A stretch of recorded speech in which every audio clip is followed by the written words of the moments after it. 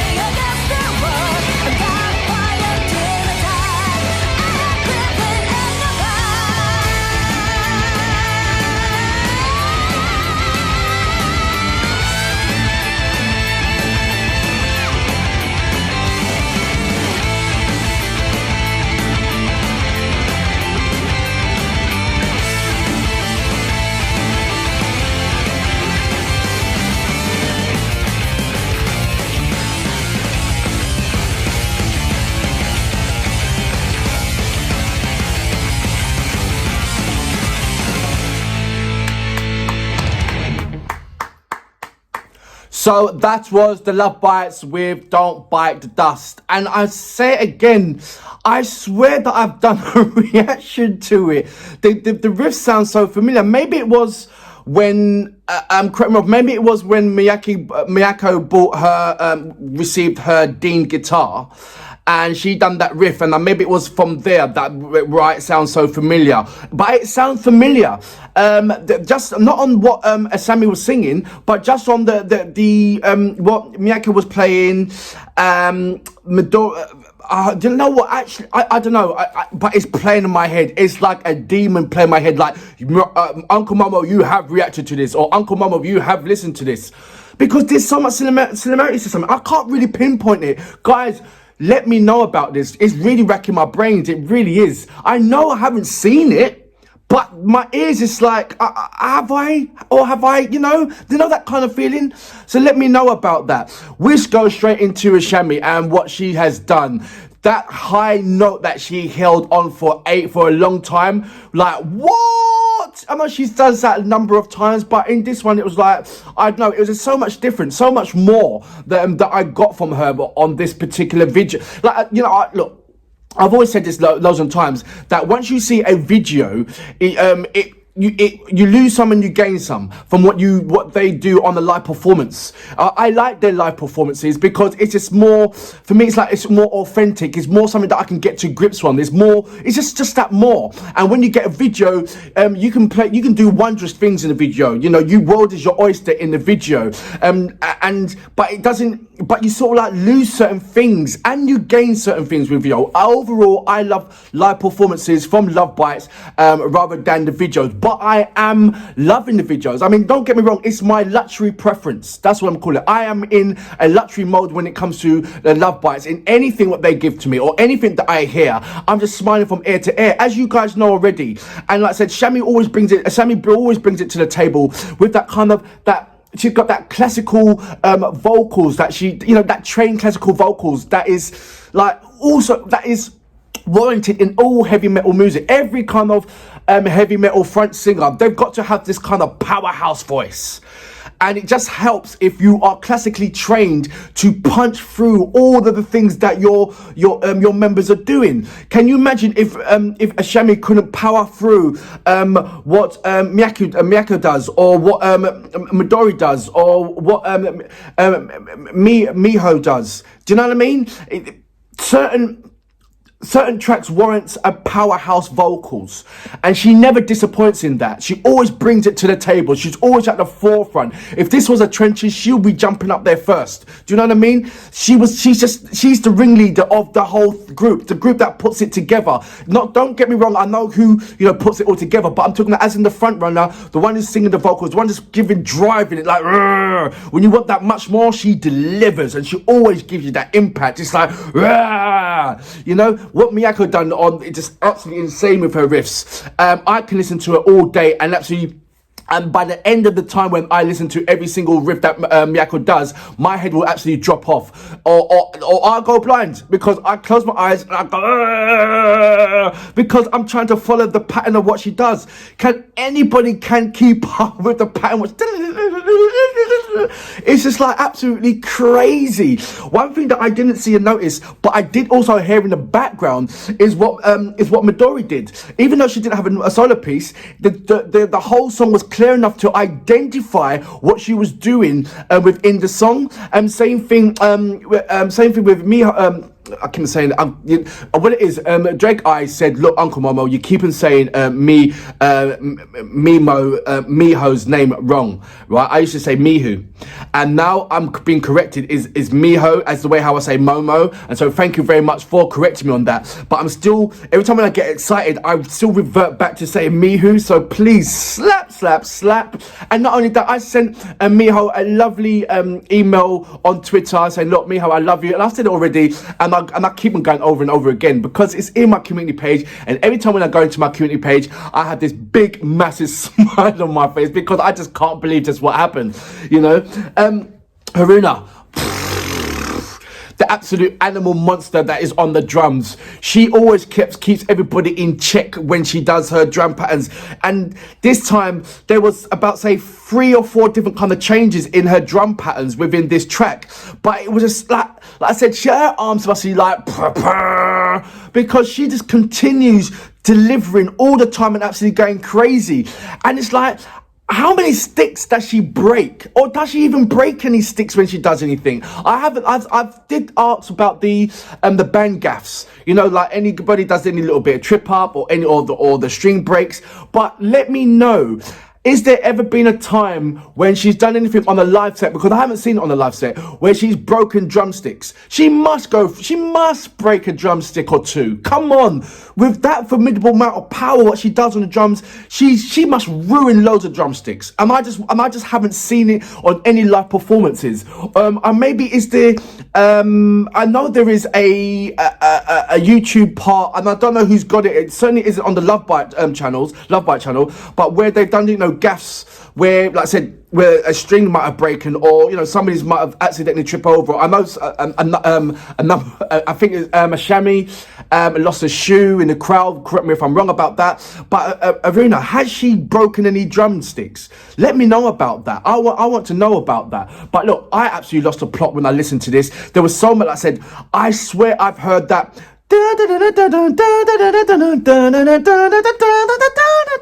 maybe I think Miyako done that when she received her first Dean guitar, Dean Arrow guitar, and she was playing it. So that's maybe where I'm recognizing that riff from. But let me know about that. But for now, look, I'm hyped up, because they always give me that. They always deliver that. I've got to calm down. But no, I'm not gonna calm down. I'm gonna leave it off with a high end buzz, and that's what they deserve. That's what they want. That's what they give to us. Absolutely amazing. And for that reason, Lovebites, I salute you again and again and again and again and again.